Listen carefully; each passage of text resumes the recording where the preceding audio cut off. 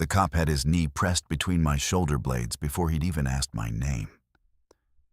I heard him key his radio and say, calm as a man ordering lunch. Got a probable dealer on Route 9. Black male, late 30s, Escalade, likely dirty.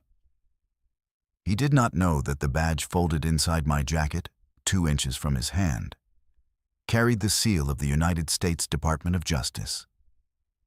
He did not know that I had spent 14 months building the case that would end his career, dismantle his department's side operation, and put 6 of his colleagues in federal custody. He did not know any of that. All he knew was the car. All he knew was my face. And in the parking lot of a gas station on a November night, with 2 civilians watching from the pump across the street and his partner laughing softly near the cruiser, that was enough for him. But that part came later. Let me take you back to where this really started. My name is Marcus Webb. 14 years with the DEA, the last 4 spent so deep undercover that some mornings I'd wake up and have to remind myself which name was real. My cover identity was Marcus Deuce Washington. Mid-level supplier, loosely connected to a distribution network moving product through 3 states. The kind of man who drove cars that made cops slow down and wore a watch that made bank tellers nervous. I had a rented house in a neighborhood that had been redlined 40 years ago and still smelled like it. I had a real phone number, a real utility bill, 4 years of documented paper history. The cover was airtight. That was the job. You become the thing you're hunting so completely, so thoroughly, that the line between the character and yourself starts to lose its edges in ways that keep you sitting on the kitchen floor at 2 in the morning, wondering what, exactly, you're going back to when this is all over. My handler was Special Agent Dana Kowalski. Sharp-boned, no nonsense. The kind of woman who had memorized your entire personnel file before your first meeting and opened with the one question that told her everything she needed. She'd pulled me out of the Baltimore field office 3 years earlier after I'd broken a port smuggling ring almost single-handedly, mostly by being the right kind of invisible in the right kind of room. Dana had a saying she repeated at the start of every embedded operation. The best cover is the truth about something else. I didn't fully understand it until I was 18 months in and realized I wasn't performing anymore. I was just being a different version of a man who had grown up in the same streets the network was bleeding dry. Operation Nightline. Target. The Covington Distribution Network, led by a man named Gerald Covington, who had stayed untouched for 11 years while every lieutenant beneath him rotated through federal prison like a revolving door. Covington was surgical.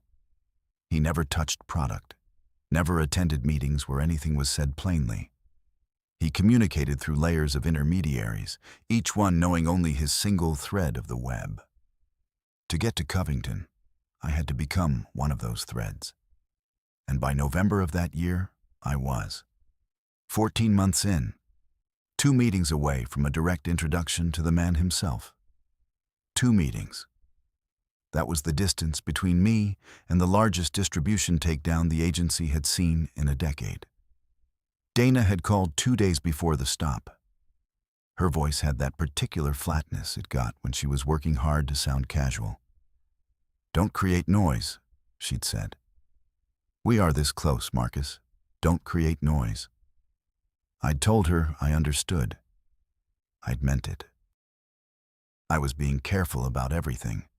The routes I drove, the times I left the house, the way I carried myself at every meeting and every casual dinner and every pickup basketball game where the real conversations happened in the pauses between plays. I was being careful. I was on Route 9, heading back from a meeting with a man named Terrell, one of Covington's mid-level operators, a careful man I'd spent 6 weeks cultivating over shared meals and small favors and the slow, patient language of earned trust. When I noticed the cruiser pull out from a side street behind me, I wasn't speeding. The registration was clean. The insurance was current. I checked my mirrors the way years of this work had made automatic, not paranoia, just readiness. And I saw the lights before they came on, in the half-second when the officer must have decided. That half-second told me everything. The lights flashed. I pulled over slowly and deliberately, the way you do when you know the choreography from both sides of it. Engine off, hazard lights on, both hands visible on the wheel at 10 and 2. I did not reach for my wallet. I waited. And in that waiting, in the 12 seconds it took for the officer to get out of his cruiser and walk toward my window, I felt two separate things running through me simultaneously. The first was the calm professionalism of 14 years of training. The second was older and colder and had nothing to do with training at all. It was the recognition that lives in a man's body long before he ever learns to name it. The officer's name tag read Garrett. He was broad through the shoulders with a close-cropped mustache and the particular walk of someone who had already decided the shape of this conversation before he reached the car. His partner, younger, thinner, hanging back near the cruiser with one hand loose at his belt, was watching with an expression caught somewhere between boredom and anticipation. "License and registration," Garrett said. Not a question, not a greeting, a declaration. "Of course," I said, keeping my voice level and slow. "Wallets on the dash, registrations in the glove box." I'm going to reach for the glove box now. "Keep your hands where I can see them." "I understand." Moving slowly. He took my license, looked at it for a long moment, longer than necessary, the kind of long that is its own kind of statement, and then looked at me. His eyes moved deliberately across the interior of the Escalade, cataloging, searching for something to justify a decision already made. "This your car?" he said finally. "Yes, sir." "How much you pay for it?" The question landed in the space between us with its full weight. I held the pause exactly one beat before answering. "I'm not sure that's relevant to a traffic stop," I said. He leaned slightly into the window. The smell of coffee and something synthetic came with him. "Step out of the vehicle." "Can I ask what the basis for the stop is?" "Step out of the vehicle," he repeated, and the question was gone from his voice entirely now. Something that had been patient had stopped being patient. I got out slowly, hands visible and open, feet shoulder-width apart. The way you stand when you know this moment may one day be replayed in a courtroom.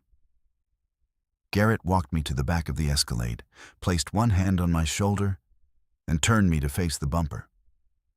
The two people at the gas station pump across the street had stopped moving. One of them had a phone out. "You mind if I search the vehicle?" he said. "I do, actually." He went still. A small, deliberate stillness. "Boys like you always got something to hide," he said, almost to himself. I felt the cold settle into my hands and stay there. Not fear. Something past fear. Something that arrives when the situation has clarified itself beyond interpretation. I was aware of the badge in my jacket pocket. I was aware that producing it would end 14 months of work, collapse the operation, and let Gerald Covington walk free for another 11 years. I was aware that Dana had said, "Don't create noise." And I was aware that the man behind me had looked at a federal agent who had spent his career in service to this country and seen nothing but a profile. "I know my rights," I said quietly. "No probable cause. No consent." Garrett stepped around to face me. For the first time, he looked at me directly, not at the car, not at the license, but at me. Something moved across his face. Not doubt. Something more dangerous than doubt. "We'll see about that," he said. He turned to his partner. He didn't say anything. He didn't need to. His partner was already walking back to the cruiser. And that was the moment I understood that this was not going to be a conversation. Garrett's partner came back from the cruiser holding a pair of latex gloves. He snapped them on slowly, one finger at a time, with the deliberate theater of a man who had done this before and enjoyed the staging of it. I watched him and felt the cold in my hands travel up my forearms and settle in my chest. The two people across the street at the pump had not moved. One of them was definitely recording now. I could see the small rectangle of light.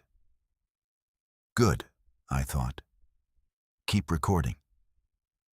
"You got anything in there I should know about?" Garrett said. "I told you, I don't consent to a search." Right, no consent. He said it the way you repeat something a child has said, patient and just slightly amused. "Problem is, I'm detecting an odor, which gives me probable cause.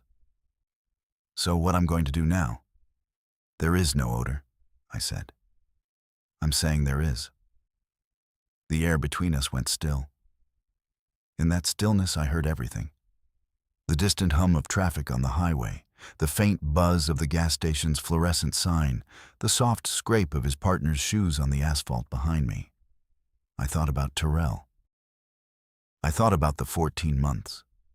I thought about Gerald Covington sitting untouched somewhere, while every man around him did time.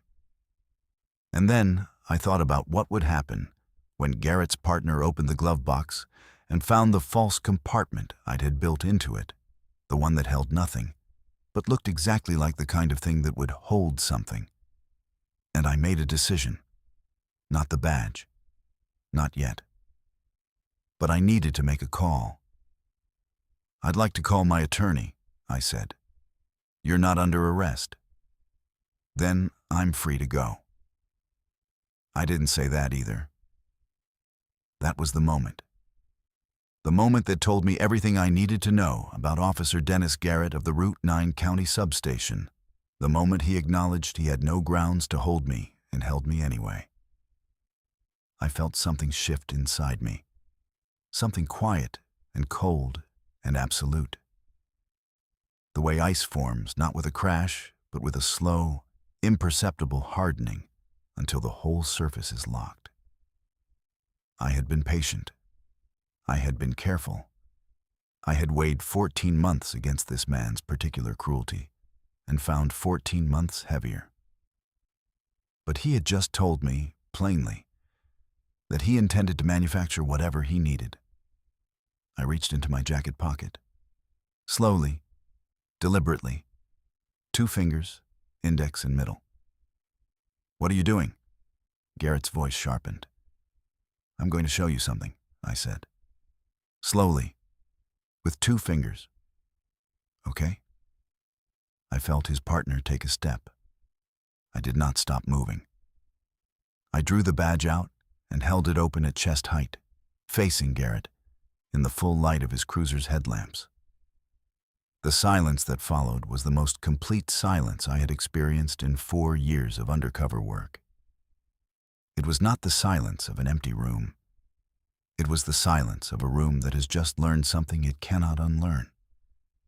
Garrett looked at the badge, then at me, then at the badge again.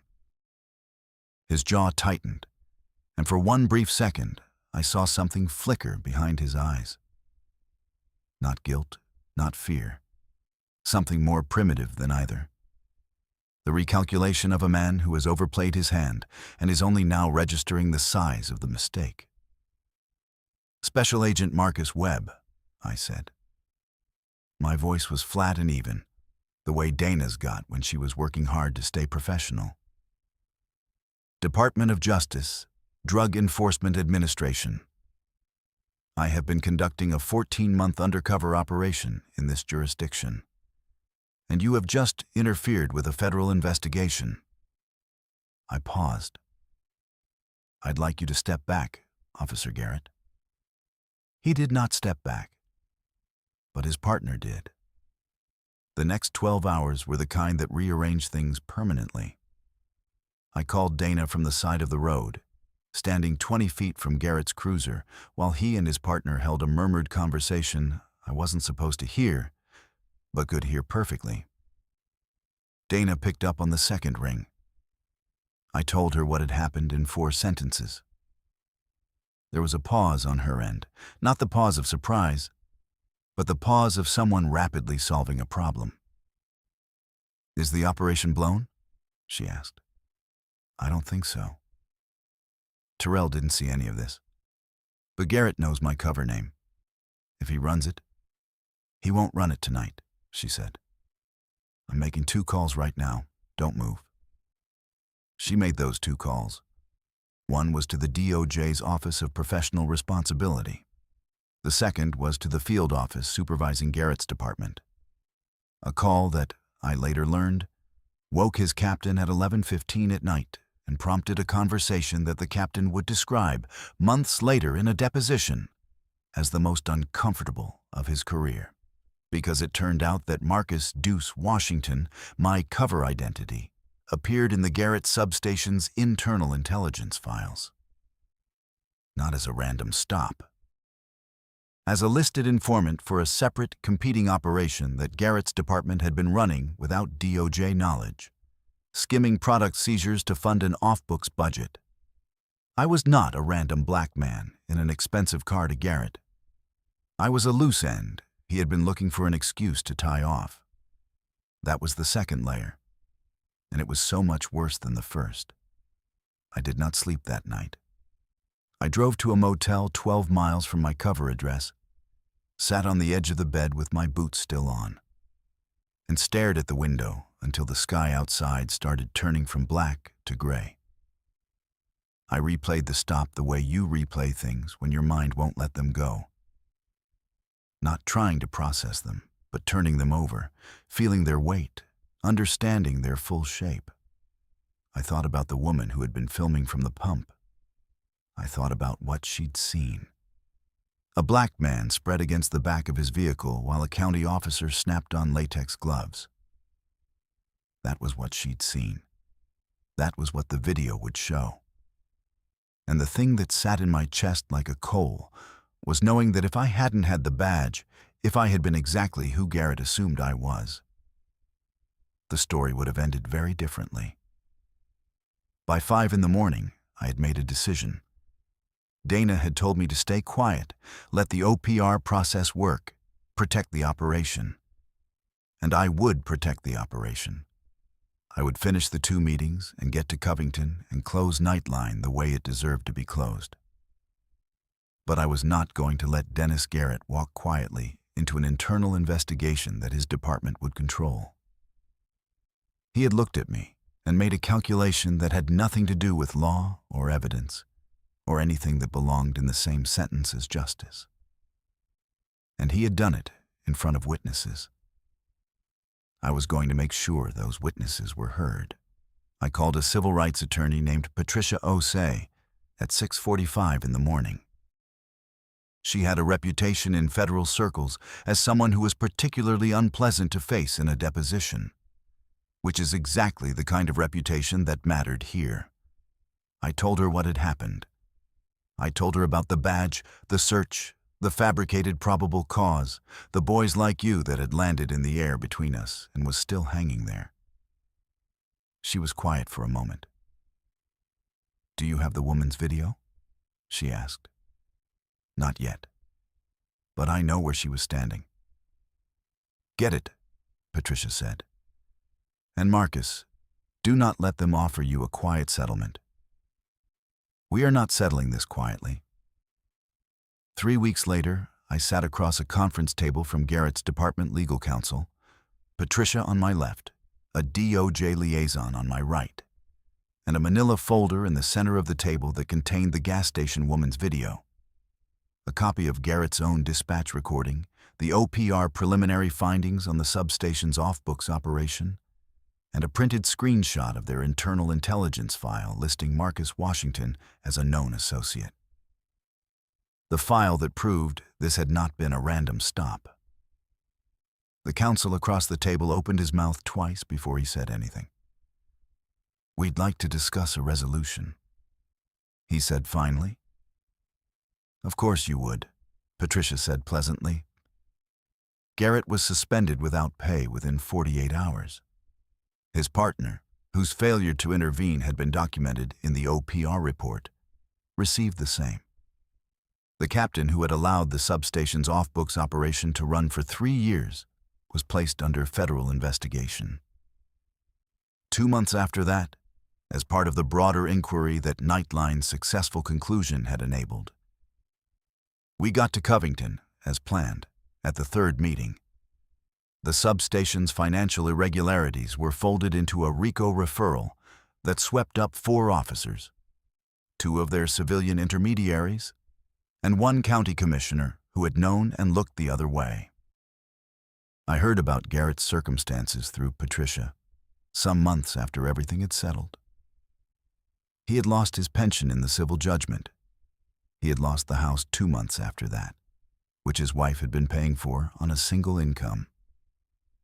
He was, by all accounts, living in a rental in a different county, appealing the judgment with a public defender because he could no longer afford private counsel.